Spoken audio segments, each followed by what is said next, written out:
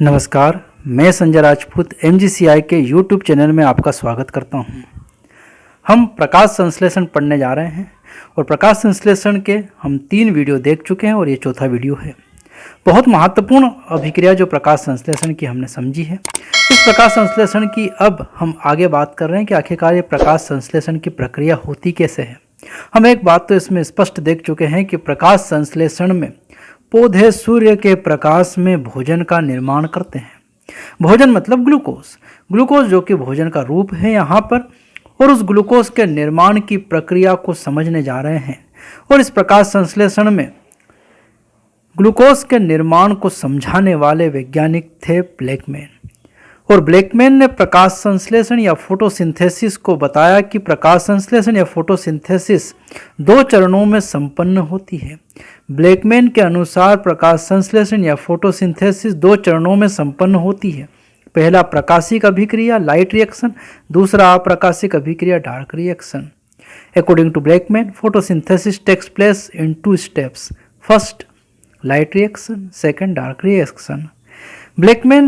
जैसा कि ब्लैकमैन ने बताया कि प्रकाश संश्लेषण की अभिक्रिया 2 चरणों में संपन्न हो रही है, प्रकाशिक अभिक्रिया और दूसरा अप्रकाशिक अभिक्रिया।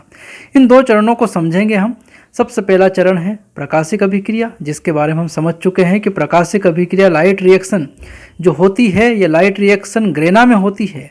क्लोरोप्लास्ट हरित लवक के ग्रेना में प्रकाशिक अभिक्रिया लाइट रिएक्शन होती है और हरित लवक के स्ट्रोमा में अप्रकाशिक अभिक्रिया या डार्क रिएक्शन होती है। प्रकाश संश्लेषण फोटोसिंथेसिस के बारे में जो महत्वपूर्ण बात बताने वाले वैज्ञानिक ब्लैकमैन थे, और ब्लैकमैन ने ही इसे 2 चरणों में संपन्न होने के बारे में बताया है। अब हम सबसे पहला जो चरण देखने वाले हैं यहाँ पर, लाइट रिएक्शन या प्रकाशिक अभिक्रिया। प्रकाशिक अभिक्रिया या लाइट रिएक्शन की अगर हम बात करें तो मैंने जैसा बताया कि इस नाम से समझ में आता है प्रकाशिक अभिक्रिया लाइट रिएक्शन, मतलब लाइट या प्रकाश की उपस्थिति में होने वाली अभिक्रिया कौन सी है? प्रकाशिक अभिक्रिया। Light reaction always takes place in the presence of light. बिना प्रकाश के प्रकाशिक अभिक्रिया संभव नहीं है। तो सबसे पहली बात हमने समझ ली यहाँ पर कि प्रकाशिक अभिक्रिया लाइट रिएक्शन में प्रकाश की आवश्यकता पड़ती है, बिना प्रकाश के संभव नहीं है। और हम ये भी जानते हैं कि लवक के ग्रेना में क्लोरोफिल वर्णक पाए जाते हैं जो प्रकाश को अवशोषित करते हैं, स्वागत करते हैं। इसीलिए प्रकाशिक अभिक्रिया हरित लवक के कहाँ होती है? ग्रेना में। प्रकाशिक अभिक्रिया हमेशा हरित लवक के कहाँ होगी? ग्रेना में। और दूसरी महत्वपूर्ण बात करें तो इस प्रकाशिक अभिक्रिया 3 चरणों में संपन्न होती है। प्रकाशिक अभिक्रिया भी 3 चरणों में संपन्न होती है। छोटी छोटी 3 स्टेप्स हैं यहाँ पर। उन 3 स्टेप्स के बारे में अब हम समझेंगे कि ये कौन कौन सी 3 स्टेप है जिसमें ये प्रकाशिक अभिक्रिया होती है। तो उन 3 स्टेप्स के बारे में अब हम समझने वाले हैं। तो अब हम प्रकाशिक अभिक्रिया के 3 चरणों की बात कर रहे हैं। प्रकाशिक अभिक्रिया 3 चरणों में संपन्न होती। सबसे पहला चरण है जल का प्रकाशिक अपघटन, फोटोलिसिस ऑफ वाटर। दूसरा चरण है NADP का NADPH2 में अपचयन, रिडक्शन। तीसरा चरण है फोटोफॉस्फोराइलेशन। तो इन 3 चरणों में ये प्रकाशिक अभिक्रिया संपन्न होती है। अब इन 3 चरणों को समझेंगे कि इन 3 चरणों में प्रकाशिक अभिक्रिया कैसे संपन्न होती है। इन 3 चरणों के बारे में अब हम समझने वाले। तो अब हम प्रकाशिक अभिक्रिया जो कि हम जानते हैं 3 चरणों में संपन्न होती है, उसमें सबसे पहला चरण है जल का प्रकाशीय अपघटन, फोटोलिसिस ऑफ वाटर। दूसरा चरण है NADP का NADPH2 में अपचयन, NADP converted into NADPH2, that is reduction. And third one photophosphorylation. तो इन 3 चरणों में ये प्रकाशिक अभिक्रिया संपन्न होती है। अब हम सबसे पहले चरण की बात कर रहे हैं यहाँ पर। सबसे पहला हमारा चरण है, सबसे फर्स्ट स्टेप है जल का प्रकाशिक अपघटन, फोटोलिसिस ऑफ वाटर। तो जैसे ही यहाँ पर क्लोरोफिल वर्णक प्रकाश का अवशोषण करता है, उस प्रकाश के अवशोषण के द्वारा जो ऊर्जा उत्पन्न होती है, उस ऊर्जा से इस जल को तोड़ा जाता है 2H+ आयन और 2OH आयन।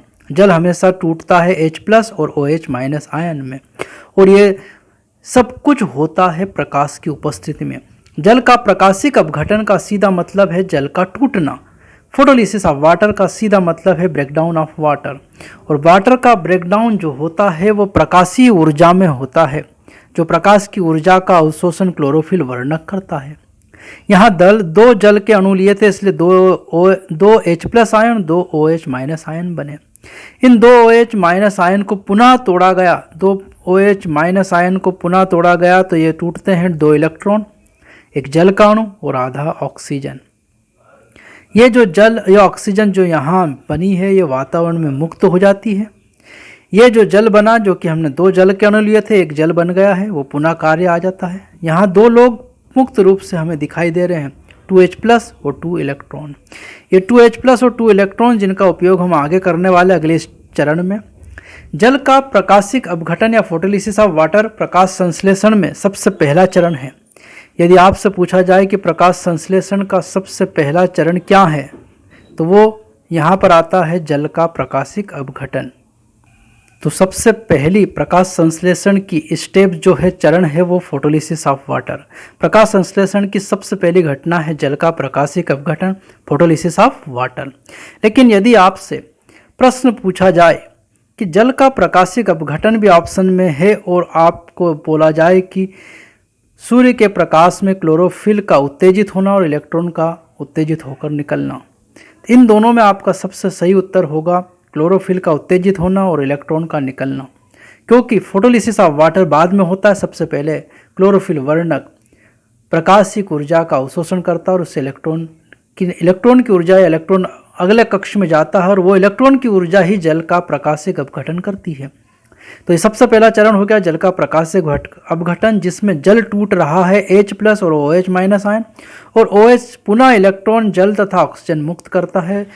ये जल के प्रकाशिक अपघटन से ही ऑक्सीजन मुक्त होती है यहाँ पर। अब ये 2 इलेक्ट्रॉन और H+ आयन बचे, जिनका उपयोग हम दूसरे चरण में करने वाले हैं। NADP का NADPH2 में अपचयन, reduction of NADP into NADPH2। तो NADP एक खाली गाड़ी है, एक सब पदार्थ है, जिसमें 2 इलेक्ट्रॉन और 2 H+ आयन जो कि इधर से आए हैं जल के प्रकाशिक अपघटन से, इनको अगर जोड़ा गया तो NADPH2 का निर्माण हो रहा है। गाड़ी भर गई क्योंकि इसमें ऊर्जा है, क्योंकि ये ऊर्जा वाले ही इलेक्ट्रॉन थे। ये इलेक्ट्रॉन जिनके पास ऊर्जा है सूर्य के प्रकाश की, वो ऊर्जा वाला पदार्थ NADP से NADPH2 में कन्वर्ट हो गया है। अब NADPH2 भरी हुई गाड़ी मतलब ऊर्जा वाला पदार्थ है, और इस प्रक्रिया को रिडक्शन या अपचयन कहा गया है। NADPH2 जो कि ऊर्जा वाला पदार्थ है, ये प्रकाशिक अभिक्रिया में निर्मित होता है और अप्रकाशिक अभिक्रिया में इस ऊर्जा की आवश्यकता पड़ेगी, जो आगे हम समझेंगे।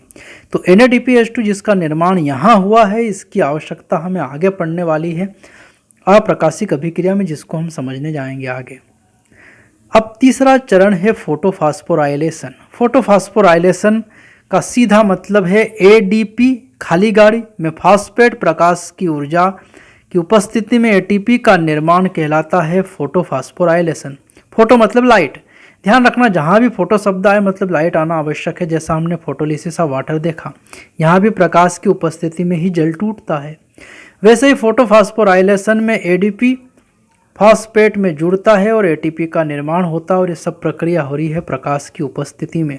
प्रकाश की उपस्थिति में ही ADP फॉस्फेट में जुड़कर निर्मित करता है ATP का निर्माण करता है। ये जो प्रकाशिक ऊर्जा है, इस कारण इसे कहा जा रहा है फोटोफॉस्फोराइलेशन। एक बात और बता दूं मैं, शब्द हमें आएगा फास्फोराइलेशन। फास्फोराइलेशन का सीधा मतलब है ADP का ATP में निर्मित होना, कहलाता है फास्फोराइलेशन।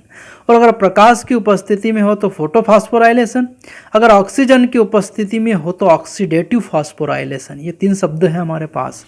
फास्फोराइलेशन ADP का ATP में निर्मित होना, फोटोफॉस्फोराइलेशन सूर्य के प्रकाश की उपस्थिति में ADP का ATP में निर्मित होना, और ऑक्सीडेटिव फास्फोराइलेशन मतलब ऑक्सीजन की उपस्थिति में ADP का ATP में निर्माण होना।